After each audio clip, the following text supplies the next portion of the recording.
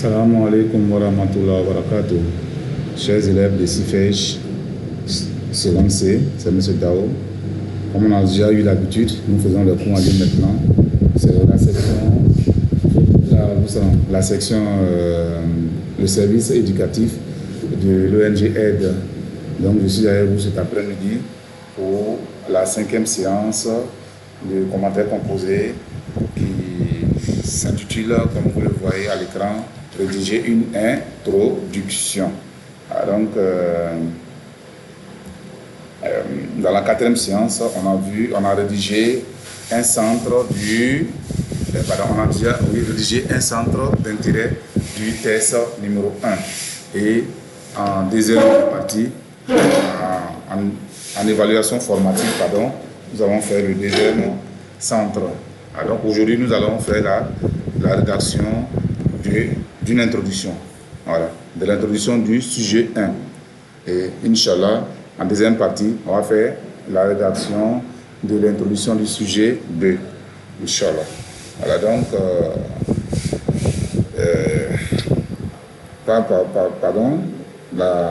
l'introduction du sujet 2 sera faite, Inch'Allah, à la séance prochaine.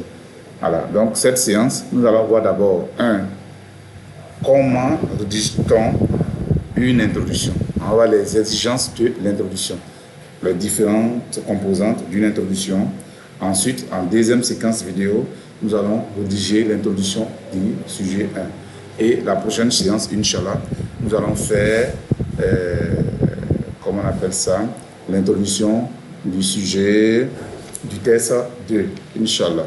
Voilà, comme on s'est compris, on va aller.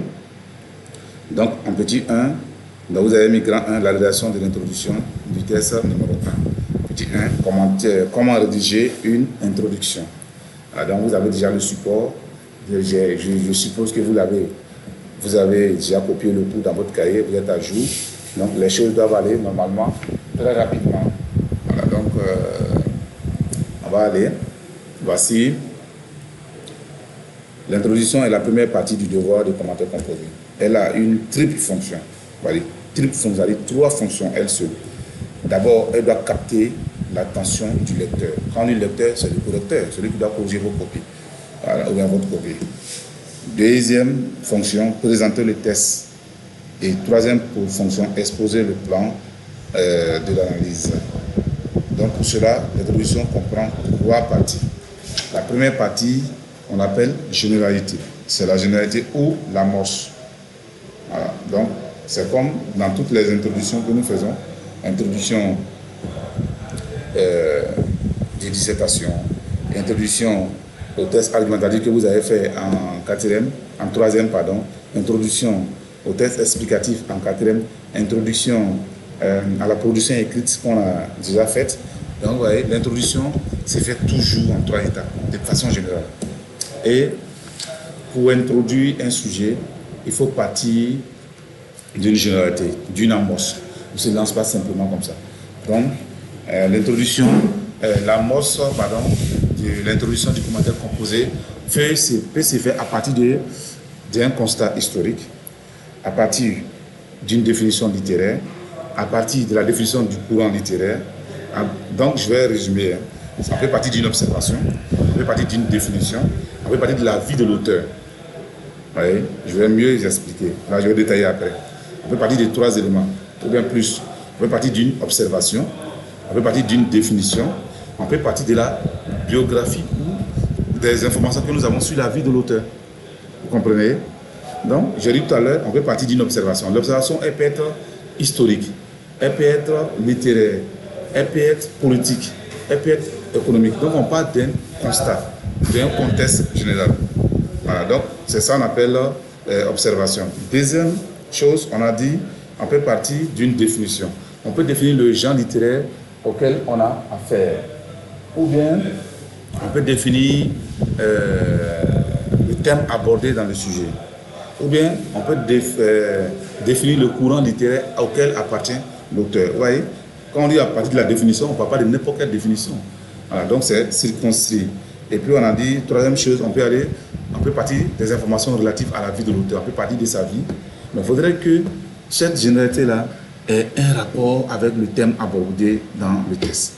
On ne va pas se lancer simplement, parler des choses vaguement comme ça pour aboutir à notre test, ce n'est pas possible. Donc, pour pouvoir le faire, il faut partir des informations relatives à la vie de l'auteur qui ont un impact ou qui ont un rapport direct avec le test. Oui. Si l'auteur est engagé dans un combat, qui est par exemple celui des négritudiens, celui de mettre en valeur l'homme noir, donc tu ne peux pas dire cette observation-là si dans son test, il aborde ce thème-là de la valorisation de l'homme noir.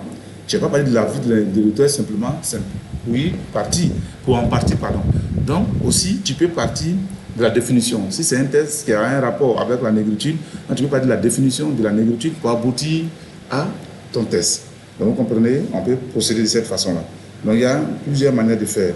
Donc voici la généralité de l'introduction. Ensuite, la deuxième étape, on dit présenter le test. La présentation du test, c'est quoi? C'est comme quand on a fait la production écrite, c'est quand vous allez voir, quand vous allez faire la dissertation l'année prochaine,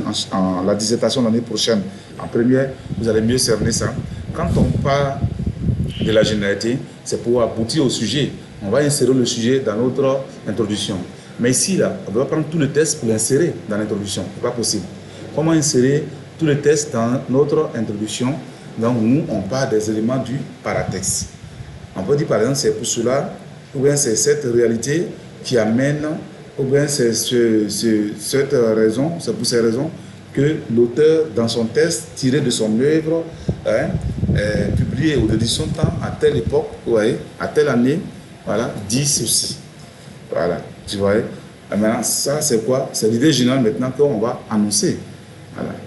Et on ne va pas dire ceci, ouvrir les guillemets et puis dire tout le test, non. C'est l'idée générale. Donc, tu vas résumer en quelque sorte le test, le thème du test, et tu vas l'insérer dans ton introduction. Ça, c'est la deuxième étape. Et la troisième étape, c'est l'annonce du plan. L'annonce du plan, elle est simple. Vous n'avez pas besoin de vous compliquer.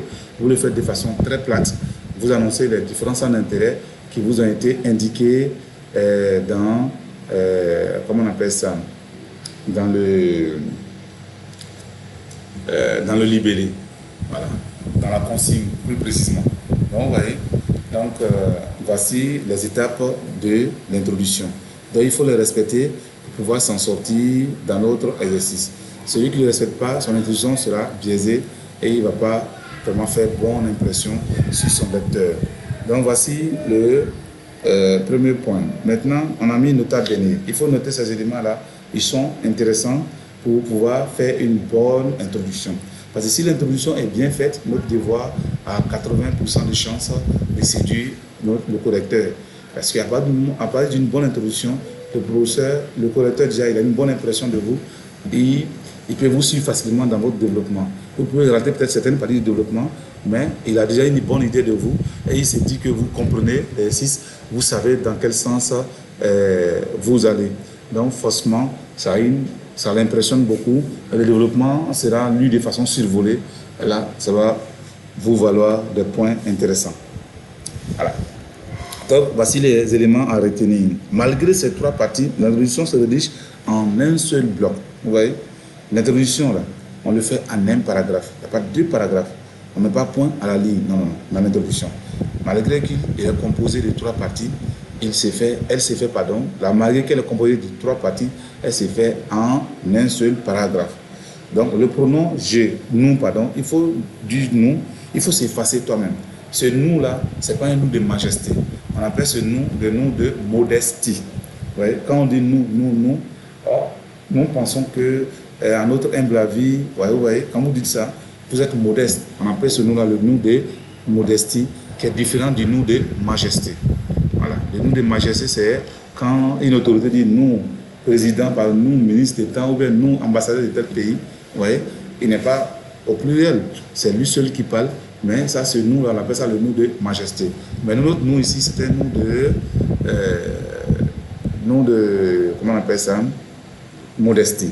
Voilà, donc il est préférable d'employer nous plutôt que je. Donc, deuxième point, l'annonce du plan peut être sous forme interrogative. On va le voir tout à l'heure dans notre interrogation. Elle va annoncer le plan sous forme interrogative. Dans une des deux introductions, on a annoncé le plan sous forme interrogative. Maintenant, dernier point, on peut débuter par une généralité axée sur, c'est ce que j'ai déjà expliqué plus haut là, un mouvement littéraire, un élément biographique de l'auteur, un thème, le genre littéraire, voilà, littéraire, le genre littéraire et un constat. Voilà, donc ça c'est le dernier point qu'on va voir dans cette première séquence vidéo. Inch'Allah, à tout à l'heure pour la deuxième séquence vidéo. Sur ce, salam alaikum wa rahmatullahi wa barakatuh.